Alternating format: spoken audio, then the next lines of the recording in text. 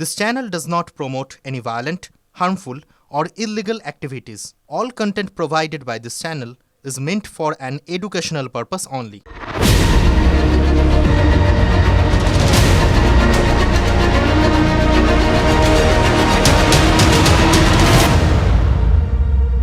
এই মুহূর্তে বাংলাদেশ যখন এমন একটা অবস্থানে দাঁড়িয়ে আছে, যখন আমরা যারা চিরকাল বাংলাদেশকে আমাদের অত্যন্ত কাছের আবেগের একটা জায়গা বলে জানতাম, কিন্তু সেখান থেকে ক্রমাগত বিভিন্ন রকম খবর আসছে যেগুলো আমাদের অস্থির করছে, ভাল লাগছে না।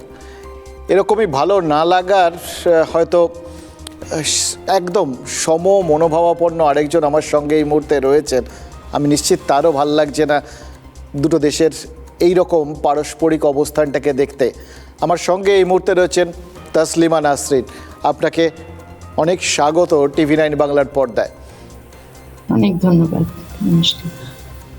আমার শুধু জানতে একটা জিনিস একদম ইচ্ছে করছে, জানেন তো, এই বাংলাদেশ কি আমার বাংলাদেশ? এরমভাবে আজকে আপনি বলতে পারবেন? দেখুন, এই বাংলাদেশ আমাকে 30 বছর আগে বের করে দিয়েছিল। আমি জানি আমি কোনোদিন আর এ জীবনে ফিরতে পারবো না সেই দেশে, কিন্তু দেশকে যেহেতু ভালোবাসি, দেশের জন্য আপনি বললেন আপনার আবেগ আছে, আমারও আছে। এই দেশে কোনোদিন ফিরতে পারবো না জেনেও দেশের যদি কোনো খারাপ কিছু দেখি, দেশে জঙ্গি জিহাদি বাড়ছে, দেশ আর সেই আগের সেকুলার দেশ নেই, তখন আমারও খারাপ লাগে। আমি ফিরতে পারবো না জেনেও আমি চাই ও দেশ ভালো থাকুক, ওই দেশের মানুষ সুখে শান্তিতে বাস করুক, ওই দেশে কোনো দুর্ঘটনা না ঘটুক। এখন যা ঘটছে তা যেন খুব শীঘ্রই এর সমাধান হয়ে যায়। এত সব সমস্যা, এগুলোর সমাধান যেন হয়, সেটাই আমি চাই। দেশকে ভালোবাসি বলেই চাই। কিন্তু এত যে সরকার ছিল দেশে, এবং বিশেষ করে এখন, এরা কেউই দেশকে ভালোবাসে বলে মনে হয় না। দেশকে ভালোবাসলে দেশের এত ক্ষতি করতে পারতো না। এমনিতে দেখুন, মানে যখন জুলাই আগস্টে যখন একটা পরিবর্তন এলো, সাধারণ মানুষ রাস্তায় নামলেন, কোথাও গিয়ে কি আপনার মনের কোণে এইটুকুনি আশা তখন জন্ম নিয়েছিল যে হয়তো একটা বদল হবে, যাতে আপনি দেশে ফেরার মতো একটা পরিস্থিতি সৃষ্টি হবে? এরকম কি আশা করেছিলেন? আমি আসলে নিজের কথা অত ভাবি না, আমি মানুষের কথাই ভাবি। আমার খুব আশা জেগেছিল মনে, যখন দেখছিলাম যে ছাত্র জনতার আন্দোলন, তারা হাসিনা সরকারকে চাইছে না। আর আমিও ভেবেছিলাম, কারণ হাসিনা আসলেই এত কিছু করেছেন, এত খারাপ কিছু করেছেন দেশের জন্য। ভালো কিছু করেছেন, কিন্তু খারাপ কিছু যথেষ্ট করেছেন। তার জন্য আমিও খুব ক্ষুব্ধ ছিলাম। বিশেষ করে এই যে নির্বাচন না দেওয়া, এক নাগারে থেকে যাওয়া ক্ষমতায়, তারপর বিরোধী দলকে একেবারেই ধ্বংস করে দেওয়া, তারপর তার লোক এত দুর্নীতি করছিল, তারপর তিনি এত মসজিদ মাদ্রাসা করছিলেন, এত জিহাদিদের জন্ম হচ্ছিল, মাদ্রাসার ডিগ্রিকে বিশ্ববিদ্যালয়ের ডিগ্রি সমমানের করে দিচ্ছিলেন। সমস্ত কিছু শুধু আমাকে নয়, অনেককেই হতাশ করেছিল। তাই আমরা সবাই চেয়েছিলাম যে তিনি চলে যান, নতুন করে নির্বাচন হোক, তারপর যে আসে ক্ষমতায় আসবে, এরকম আমি ভেবেছিলাম। কিন্তু আমি জানতাম না এরকম জামাতি জিহাদি জঙ্গিরা এই আন্দোলনের পেছনে ছিল এবং তারাই এখন ক্ষমতায়। দেখে খুব দুঃখ লাগে চারদিকে যা হচ্ছে। এমনকি আজকাল আমি দেখছি যে মাদ্রাসায় মাদ্রাসায় জঙ্গিদের মহড়া হচ্ছে,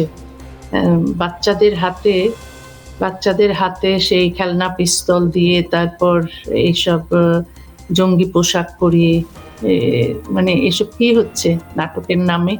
এগুলো জিহাদি ভাষণ দিচ্ছে, মানে কাফেরকে কতল করো, বিধর্মীকে কতল করো, এই ধরনের বাচ্চা থেকেই শেখাচ্ছে। আসলে এদের যারা জঙ্গি হচ্ছে তাদের তো দোষ নেই, তাদেরকে তৈরি করা হয়েছে এভাবে, তাদেরকে মগজ ধোলাই করে ট্রেনিং দিয়ে এরকম তৈরি করা হয়েছে। দেখুন, আমাদের ভীষণ ভাবতে অবাক লাগে যে একটা দেশ যখন তার জন্ম হয়েছিল সেই সময় দুটো দেশ কাঁধে কাঁধ মিলিয়ে লড়েছিল। ওখানে মুক্তিযোদ্ধারা লড়েছিলেন আর ভারতীয়রা লড়েছিলেন। এবং সত্যি কথা বলতে কি, আমরা কিন্তু এটা জেনেই বড় হয়েছি যে ভারত এই একটা লড়ে একটা দেশ স্বাধীনতা পেয়েছে, তার সেই সঙ্গী চিরকালের একটা বন্ধুত্ব এর সঙ্গে জড়িয়ে রয়েছে, রক্তের সম্পর্ক।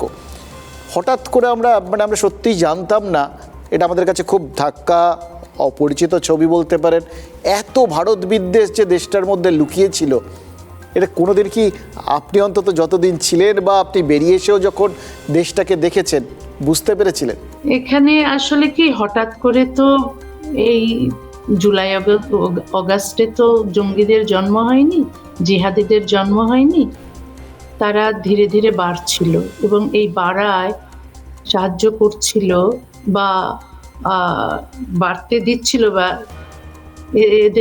এদেরকে তৈরি করছিল বিভিন্ন সরকার।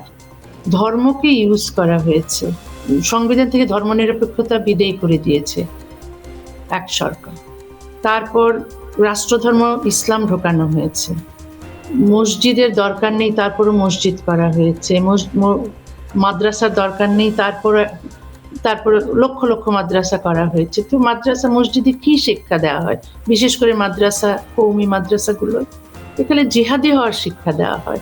এবং এগুলো তৈরি করেছে বিভিন্ন সরকার, সেই জিয়াউর রহমান, এরশাদ, খালেদা জিয়া সবাই, এবং হাসিনা সবচেয়ে বেশি করেছে।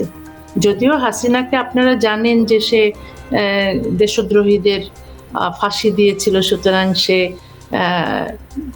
রাজাকারের বিরুদ্ধে বা জিহাদিদের বিরুদ্ধে উনি করেছেন। কিছু জিহাদিদের তিনি জেলে ভরেছেন বা মেরেছেন, কিন্তু জিহাদি সৃষ্টিও করেছেন, পয়দাও করেছেন প্রচুর। সেই জন্য অনেকেই যারা মুক্ত চিন্তার লোক, যারা প্রগতিশীল, তারা অনেকেই হাসিনাকে পছন্দ করেনি। কিন্তু এখন তো হাসিনার সময় যা ছিল, এখন তো তার চেয়ে হাজার গুণ খারাপ সময়। এখন হাসিনা যা করেছিলেন, ঠিক হাসিনাকে তাড়িয়ে একই কাজ করছে ইউনূসের যারা সঙ্গী সাথী। তা এখানেও এখনো দুর্নীতি হচ্ছে, এখনো প্রতিশোধ নেওয়া হচ্ছে। ইউনূস আসলে এসেছেন প্রতিশোধ নিতে। জঙ্গি জিহাদিরা তাকে ক্ষমতায় বসিয়েছে, এখন ওরা যা চাইছে, যেভাবে চাইছে, তিনি ওদেরকে তাই করতে দিচ্ছেন। এর ফলে তার প্রতিশোধ নেওয়া হচ্ছে। হাসিনার ওপর প্রতিশোধ নিচ্ছেন, আর কিছু নয়। আর ইতিহাসের কি অদ্ভুত পরিহাস, মানে আজকে আপনাকে যে জন্য দেশের বাইরে থাকতে হয়েছে, একই কারণে শেখ হাসিনাকেও আজকে ভারতে থাকতে হচ্ছে। আমাকে তো খালেদা জিয়া যেমন বের করে দিয়েছিলেন, হাসিনাও বের করে দিয়েছিলেন। হাসিনাও আমার বই নিষিদ্ধ করেছেন, কোনো কারণ ছিল না। আমার মেয়েবেলা বইটা বেশ ভালো রিভিউ পেয়েছে, অনেকগুলো পুরস্কার পেয়েছে, কিন্তু ওই বইটাকে তিনি ব্যান করেছিলেন। খালেদা জিয়া অনেকগুলো বই ব্যান করেছেন, তবে আমার বিরুদ্ধে জিহাদিরা মিছিল করেছে, মিটিং করেছে এবং ফাঁসির দাবি জানিয়েছে এবং ফতোয়া দিয়েছে। হ্যাঁ, ঠিকই বলেছেন, ওরাই তো হাসিনার বিরুদ্ধে ছিল। শুধু ওরাই না, অন্যান্য জনসাধারণও ছিল, যারা মিছিল করেছে, যারা হাসিনার পদত্যাগ চেয়েছে। তবে এই একই যে হাসিনা আমাকে রক্ষা করেননি এবং আমাকে নিজেই তিনি আমার বিরুদ্ধে, যখন আমি আবার আমার মায়ের অসুখের সময় গিয়েছিলাম, তখন হাসিনা ক্ষমতায় ছিলেন, তখন কিন্তু এতটা আমার বিরুদ্ধে মিছিল হয়নি। কিন্তু তিনি আমাকে ওই যে ধর্ম ব্যবহার করেন ক্ষমতায় থাকার জন্য, সে কারণে আমাকে তাড়িয়েছিলেন। কিন্তু এখন কিন্তু আমি এই যে জঙ্গিদের বা ইউনূসের বিরুদ্ধে লিখছি, প্রতিবাদ করছি, এগুলো কিন্তু হাসিনার পক্ষেই যাচ্ছে। কিন্তু আমি তো আর হাসিনার পক্ষে যাচ্ছে বলে আমি করছি না, আমি করছি দেশের জন্য। হাসিনার দলের লোকদেরকে যেভাবে নিষিদ্ধ করা হচ্ছে, ছাত্রলীগকে নিষিদ্ধ করা হয়েছে, এটার প্রতিবাদ করেছি। তারপর আওয়ামী লীগের সদস্যদের যেভাবে খুন করা হচ্ছে বা জেলে ভরা হচ্ছে, তার প্রতিবাদ করছি। কারণ আমি চাই যে বাক স্বাধীনতা থাকুক, মত প্রকাশের অধিকার থাকুক, ভিন্ন মত থাকুক, এবং কারো উপর অত্যাচার, অনাচার, কারো উপর নির্যাতন না হোক। সেই ক্ষেত্রে আওয়ামী লীগের ওপর যে হচ্ছে তার প্রতিবাদ করছি, সেগুলো তো সবই হাসিনার পক্ষে যাচ্ছে, কিন্তু দেখুন, হাসিনা আমার আমার জাস্ট পক্ষে দুটো কিছু জিনিস একটু করেননি। জানতে খুব আগ্রহ লাগে যে দুটো বিষয় খুব প্যারালালি চলছে। এক, বঙ্গবন্ধুর কোনো রকম এই যে স্বাধীনতা বাংলাদেশের, তাতে কোনো রকম অবদান ছিল না এবং সেই ইতিহাসটাকে মুছে ফেলা। এবার যেহেতু সেটাকে মুছে ফেলা হচ্ছে, একই সঙ্গে সেই যুদ্ধটায় যে ভারত বাংলাদেশের পাশে ছিল এবং ভারত যে বাংলাদেশ দখল করার কোনো চেষ্টা করেনি এবং তারপর থেকে আজ পর্যন্ত করেনি, ভারতকে মানে শুধু মুছে ফেলা নয়, তার সঙ্গে সঙ্গে ভারতকে আগ্রাসী বলে একটা প্রতিষ্ঠা করার চেষ্টা করা, মানে একদিকে বঙ্গবন্ধুকে মুছে ফেলা, অন্যদিকে ভারতকে শত্রু বলে চিহ্নিত করা। এই দুটো বিষয়কে আপনি কিভাবে দেখেন? না, কারণ হচ্ছে এখন কিন্তু রাজাকাররা, যারা ৭১-এর পরাজিত শক্তি, তারা কিন্তু ক্ষমতায়। তারা তাদের তাদের পরের জেনারেশন, এবং সেই পাকিস্তানে যারা বিশ্বাস করত, যারা যারা বাংলাদেশের মুক্তিযুদ্ধ চায়নি, তারাই কিন্তু ক্ষমতায়। সুতরাং তাদের কাছে পাকিস্তান হচ্ছে বন্ধু, ভারত হচ্ছে শত্রু। এবং ইউনূস তার না মানলেও ব্যক্তিগতভাবে, যেহেতু তার পাশে যারা আছে, তাকে যারা বসিয়েছে ক্ষমতায়, তারা যেহেতু মনে করছে ভারত তাদের শত্রু, তাই ইউনূসও মনে করছেন। এখন সাধারণ মানুষ তা মনে করে না, কিন্তু প্রচুর মানুষের মগজ ধোলাই হয়েছে। এই মসজিদ মাদ্রাসায় ভারত বিরোধী বক্তব্য দেওয়া হয়েছে। এই রাজাকাররা, এই জঙ্গি জিহাদি জামাতিরা চিরকালই ভারত বিদ্বেষী, কারণ তারা তো পাকিস্তান চেয়েছিল, তারা তো পাকিস্তানি আর্মির কোলাবোরেটর ছিল, তারা তো রাজাকার ছিল, রাজাকার আল বদর আল সামস। তারা তো এই যে ৩০ লক্ষ মানুষকে পাকিস্তানি আর্মি খুন করেছে, ওরা তো একা একা খুন করেনি, সঙ্গে এই রাজাকার আল বদর আল সামস ছিল, যারা পাকিস্তান চেয়েছিল। তারা এখন যদি ক্ষমতায় থাকে, তাহলে তো নিশ্চয়ই ভারত তাদের শত্রু। না, কিন্তু আমার খুব অবাক লাগছে জানেন তো, যে ধরুন মোহাম্মদ ইউনূস, তিনি একজন নোবেলজয়ী এবং তার থেকে বড় কথা এতদিন ধরে বিদেশে রয়েছেন, সেখানে ব্যবসা করছেন, সেখানে নিজেকে এগিয়ে নিয়ে গেছেন এতটা, তিনি প্রগতিশীল বলে ধরতে হবে, বহির্বিশ্বকে জানেন। আর একই সঙ্গে এত ছাত্র যুব, চিরকাল তো ছাত্র যুবরাই তো পরিবর্তন আনে যুগে যুগে বিভিন্ন দেশে, এবার তারা পরিবর্তনটা আনলো। একজন ৮৪ বছরের বয়োজ্যেষ্ঠ মানুষ, যিনি আধুনিক শিক্ষা দীক্ষা চিন্তাভাবনার সাথে পরিচিত, তিনি নেতৃত্ব দিলেন এই যুবাদের, এই তারুণ্যকে, এবং দুটো মিলিয়ে একটা এরকম মৌলবাদী শক্তি তৈরি হয়ে গেল। এটা কি আশ্চর্যজনক না?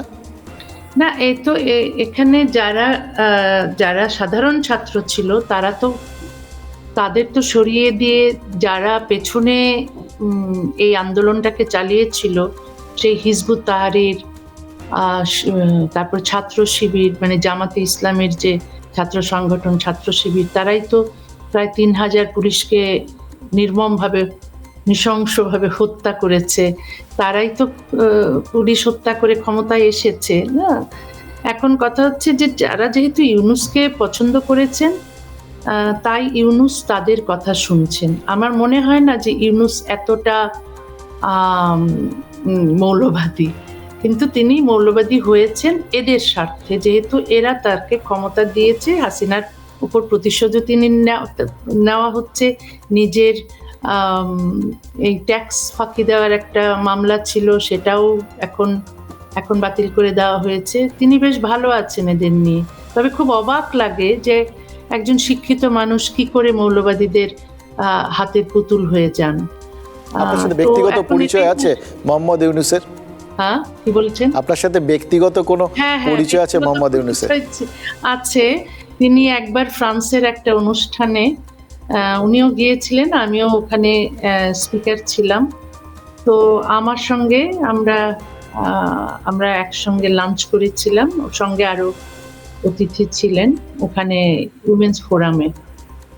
তো ওখানে তিনি বারবারই আমাকে বলেছেন দেশে ফিরে আসুন, দেশে ফিরে আসুন। সেটা অনেক বছর আগে, 3-4 এরকম সময় হবে হয়তো, ঠিক মনে নেই। তো উনি বারবারই বলছিলেন যে দেশে ফিরে আসুন, দেশের মেয়ে দেশে ফিরে আসুন, কেন বাইরে থাকবেন, দেশে এসে লিখুন। হ্যাঁ, তারপর ক্ষমতা আমি আসার পর বলেছিলাম, বলেননি তো? আমাকে তো দেশে ফিরতে দেওয়া হয় না, তো আপনি চেষ্টা করুন। উনি বলেছিলেন উনি চেষ্টা করবেন। তো এখন এখন আমি লিখেছি, এই সোশ্যাল মিডিয়ায় আমি ইউনূস সাহেবকে লিখলাম যে কি ব্যাপার, আপনি তো চেয়েছিলেন আমি দেশে ফিরি, তো এখন আমাকে দেশে ফেরাতে পারবেন? কারণ উনি তো জানেন ফেরাতে পারবেন না, কারণ তার সঙ্গী সাথী সব জামাতে ইসলামী, যারা আমার ফাঁসি চায়, যারা আমাকে দেখলে খুব 5 মিনিটের মধ্যেই হয়তো খুন করবে, বা জিহাদিরা, জঙ্গিরা যারা আমাকে খুন করার জন্য ছুরিতে শান দিচ্ছে, তাদের নিয়েই তিনি বসেছেন। এটা তার জন্যই খারাপ। আসলে তিনি কি নিয়ে গর্ব করবেন? তিনি তার শেষ বয়সে এসে এইরকম করে একটা দেশ ধ্বংস করছে যারা জঙ্গি জিহাদি, তাদের সঙ্গী হয়ে রইলেন, তাদের পক্ষে কথা বলছেন তিনি, এবং দেশের এত বড় সর্বনাশ হচ্ছে তিনি কি জানেন না? তিনি খুব ভালো করেই জানেন। আরেক দলের এই ক্ষেত্রে না আমার খুব জানার খুব আগ্রহ। ধরুন কদিন আগে উনি যখন সর্বধর্ম একটা বৈঠক ডাকলেন, যে এরকম দেশে এরকম সংখ্যালঘুদের ওপর অত্যাচার হচ্ছে, এটা নিয়ে আর কি ওনার কি চিন্তা ভাবনা। প্রথমে তো বলেছিলেন উনি জানেনই না, খোঁজ খবর নিয়ে দেখবেন, তখন চারপাশে আগুন জ্বলছে। তো সেটাও নয়, ধরে নিলাম যে উনি এখন যেহেতু সরকার চালাচ্ছেন, ফলে একটা রাজনৈতিক বক্তব্য। তা তার সেই সভায় দেখলাম ফারহাদ মাজহারের মতো বুদ্ধিজীবী, তিনি বললেন যে এটা এমন কাণ্ড হচ্ছে বাংলাদেশে, গোটা বিশ্বে ছিছি পড়ে গেছে যে এইভাবে সংখ্যালঘুদের উপর অত্যাচার হচ্ছে, যেভাবে তাদের এখানে এই বৈঠকে ডাকা হয়নি, এই বৈঠকের কোনো মানে নেই। আমরা খুব আশান্বিত হয়েছিলাম যে বাংলাদেশের বুদ্ধিজীবীরা বোধহয় এইবার তারা আস্তে আস্তে মুখ খুলছেন, মুক্ত মনেরা হয়তো প্রতিবাদ জানাবেন। সেই ফারহাদ মাজহারকে যখন আমরা, আপনার মতোই আমার সাথে যখন ইন্টারভিউতে বসেছিলেন, সেখানে উনি পরিষ্কার করে বলে দিলেন যে যুদ্ধ চান, ভারতের বিরুদ্ধে যুদ্ধ ঘোষণা করতে হবে, তার জন্য তৈরি হতে হবে, এবং ভারতের এই যাবতীয়, আমরা বাঙালিরা নাকি খুব খারাপ আছি, ওই ভারত, পাকিস্তান, বাংলাদেশ সব মিলেমিশে একটা বড়সড় রাষ্ট্র তৈরি হবে, সেইটাতে নাকি সবাই সম্মানের সাথে থাকবো। আমরা সত্যি খুব ধাক্কা খেয়েছি যে বুদ্ধিজীবীরা কি ওখানে সবাই ঘুমিয়ে পড়েছেন? উনি অনেক আগে থেকেই, একটা সময় কমিউনিস্ট ছিলেন, তারপর অনেক আগে থেকেই তিনি ইসলামী বুদ্ধিজীবী হয়েছেন। ইসলামের প্রচার করতেন এবং ভারতের বিরুদ্ধে সবসময়ই বলতেন। তবে ইদানিং তিনি আবার সুফি ইসলামের পক্ষে ছিলেন সবসময়। আবার সেই ইসকন ভিজিট করার পর তিনি আবার ইসকনের পক্ষে বলতে শুরু করেছেন। সেই কারণে উনি বলেছেন, তবে তাকে ঠিক বিশ্বাস করা যায় না, তিনি হয়তো আবার এই হিন্দুদের বিপক্ষেই বলবেন। আমিও খুব অবাক হয়েছিলাম এবং খুশি হয়েছিলাম তিনি যখন মাজার ভাঙছে ওখানে, মানে সুফিদের মাজার ভাঙছে বলে তিনি খুব প্রতিবাদ করেছিলেন। তারপর চিন্ময় কৃষ্ণ দাসকে যখন অ্যারেস্ট করা হলো, তারও প্রতিবাদ তিনি করেছেন। কিন্তু তার আগেই কিন্তু একটু তিনি ইসলামের পক্ষে অনেক কিছুই বলেছেন। আসলে দীর্ঘকাল থেকে তিনি ইসলামের পক্ষে বলছেন। ইসলামের পক্ষে বলার কোনো অসুবিধে নেই, কিন্তু তিনি তো ইসলামী মৌলবাদকেও সাপোর্ট করেছেন। যাই হোক, তাকে ঠিক বিশ্বাস করা যায় না। এই যে তিনি যুদ্ধ চান, কোনো ভালো মানুষ যুদ্ধ চায়? কোনো শান্তিপ্রিয় মানুষ যুদ্ধ চায়? তা তো চায় না। আর কার বিরুদ্ধে যুদ্ধ? যে দেশ আমাদের সাহায্য করেছিল স্বাধীন হতে, যে দেশকে মিত্র শক্তি বলে আমরা মানে ছোটবেলা থেকেই জেনে এসেছি, সেই দেশের সঙ্গে যুদ্ধ? সেই দেশ কতভাবে সাহায্য করছে, কতভাবে পাশে আছে, হ্যাঁ, সেটা দেখছে না। আর যে দেশ 30 লক্ষ মানুষকে হত্যা করেছিল, 2 লক্ষ মেয়েকে করেছিল, সে দেশ হঠাৎ করে বন্ধু হয়ে গেল। এটা হয়েছে কাদের বন্ধু হয়েছে? ওই রাজাকার, আলবদর, জামাতে ইসলামী, আল শামস, হিজবুত তাহরির, এইসব জঙ্গি গোষ্ঠীর। এখন জঙ্গি গোষ্ঠীরা যেভাবে এদেরকে বিভিন্ন সরকার এদেরকে অধিকার দিয়েছে মানুষের মগজ ধুলাই করার, এই ওয়াজ মাহফিলের মাধ্যমে, তারপর মাদ্রাসায়, এগুলোর কারণে এখন প্রচুর মানুষ এখন ঠিক কনফিউজ, তারা ঠিক বুঝতে পারছে না কি করবে, কাকে সাপোর্ট করবে। আমার মনে হয় যে এখন তারা নিজের বাঁচার জন্য অনেকে মনে করছে না ঠিক আছে পাকিস্তানকেই সাপোর্ট করি। তবে যারা মুক্তবুদ্ধির মানুষ, যারা মুক্ত চিন্তার মানুষ, তারা ভারতের বিরুদ্ধে এই সরকার যাক সেটা চায় না। তারা চায় না জঙ্গি জিহাদি দেশে বাড়ুক আর দেশের ক্ষমতায় জঙ্গি জিহাদিরা থাকুক, এগুলো চায় না। তারা চায় নির্বাচন হোক, তারপর সুষ্ঠু রাজনীতিকরা ক্ষমতায় আসুক, দেশ একটা ধর্মনিরপেক্ষ দেশ হিসেবে আবার মানে এই দেশে ধর্মনিরপেক্ষতা আসুক, গণতন্ত্র আসুক, বাক স্বাধীনতা থাকুক, মত প্রকাশের অধিকার থাকুক, ভিন্ন মত থাকুক, এটা সুস্থ স্বাভাবিক মানুষেরা চায়। এই যে যাদের যে মুক্তমনাদের কথা বললেন, যারা দেখছেন শুনছেন যে কেউ কেউ বলছেন 4 দিনে কলকাতা দখল করে নেব, কেউ কেউ বলছেন বাংলা, বিহার, উড়িষ্যা নিয়ে নেব 2 দিনের মধ্যে, মানে কেউ বলছেন পরমাণু অস্ত্র হানবো, মানে এগুলো তো দেশের মধ্যেও লোক, এদের কথাকে গুরুত্ব দেওয়ার কোনো মানে হয় না। এরা জানে না এদেরকে ওইভাবেই, এরা ভারত কি বাংলাদেশ কি এইসব ব্যাপারে কিচ্ছু জানে না। এরা একটা অন্ধ বোকার মতো একটা জাতীয়তাবাদে বিশ্বাস করাতে শিখিয়েছে কিছু লোক, তাই করছে। এরা যে মূর্খ অশিক্ষিত এটা তো ওদের কথা শুনলেই বোঝা যায় না। এই জায়গাতেই বুদ্ধিজীবীরা কবে এগোবেন, প্রতিবাদটা কবে শুনবো আমরা কিন্তু চাই এটা। এটাই খুব খারাপ লাগে। দেখুন, আমাকে দেশে যেতে দেবে না, আমি দেশের বাইরে আছি আজ 30 বছর, তারপরও দেশের চিন্তায় আমার ঘুম নেই। কি হচ্ছে দেশে এগুলো দেখছি, কিভাবে জঙ্গি জিহাদিরা বাড়ছে দেখছি, এবং মানে কষ্ট পাচ্ছি, দুঃখ পাচ্ছি। কিন্তু যারা প্রগতিশীল বলে যাদের জানি, অনেকেই অবশ্য ইউনূস সরকার জেলে ভরে রেখেছে, অনেক সাংবাদিক আজকে জেলে, যারাই হাসিনার প্রশংসা করতেন বা হাসিনার কাছের লোক ছিলেন তারাই তো জেলে। এখন যারা পালিয়েছে, আর বাকিরা মুখ বন্ধ করে আছে। আমি জানি অনেকেই মুখ বন্ধ করে আছে কারণ তারা ভয় পাচ্ছে, কিন্তু তারপরেও এত ভয় পেলে চলবে কেন, তাই না? আর আরো মানুষের কথা বলা উচিত। তবে হিন্দুরা প্রতিবাদ করেছিল বলে কি করে তাদের, যে মানুষ হিন্দুদের জাগিয়েছিল, এই 8 দফা দাবি চেয়েছিল, সেই নেতাকে আজকে জেলে ভরে রেখেছে। মানে যা কিছু হচ্ছে দেশে সব মানে মানবাধিকার বলতে কিচ্ছু নেই দেশটার মধ্যে। এখন বিশ্বাস করেন যে এইটারও আবার বদল হবে? না, ইলেকশন তো দিতেই হবে, তাতে যারা আসবে, যদি ফেয়ার ইলেকশন হয় জামাতি আসবে না আমার যতদূর ধারণা। আর যদি না হয়, যদি কারচুপি হয়, যদি অবৈধভাবে তারা ভোট নেয়, তাহলে জামাতিরা এলে বিপদ হবে।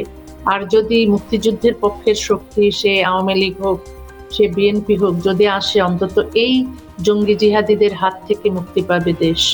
এটা আশা করছি ইলেকশন তাড়াতাড়ি হোক, কারণ তারা যে সংস্কারের নামে যে বদল করছে, বিভিন্ন জায়গায় যে তারা সন্ত্রাসী, হিজবুত তাহরির, জঙ্গি গোষ্ঠীর লোক এবং জামাতের লোক বসাচ্ছে, মানে স্কুল কলেজ থেকে শুরু করে কোর্ট পর্যন্ত সব জায়গায় যে লোক প্রগতিশীল অথবা আওয়ামীপন্থী লোক সরিয়ে দিয়ে জামাতি লোক বসাচ্ছে, সেটা খুব উদ্বেগের কারণ। তবে এটাও মনে হয় যে বিএনপি বা আওয়ামী লীগ যারাই ক্ষমতায় আসুক, মুক্তিযুদ্ধের পক্ষের লোক, তারা আবার এদেরকে সরিয়ে এবার নিজেদের লোক বসাবে। এই তো হচ্ছে। আপনাকে অনেক ধন্যবাদ দিদি আমাদের সময় দেওয়ার জন্য। আপনি নিশ্চয়ই চাইবেন যে কোনো না কোনো সময় আপনার যে চিন্তা ভাবনাটা, যেটা আপনি চাইছেন আপনার দেশের মানুষের কাছ থেকে, তারা অন্তত সেই অনুযায়ী আবার একটা বদল আনবেন, অন্তত একটা এরকম মুক্ত চেতনার দেশ হবে যেখানে আপনি ফিরতে পারবেন। আশা করি। আমিও আশা করছি, দেখা যাক। আচ্ছা, আপনাকে অনেক নমস্কার। নমস্কার, ভালো থাকবেন।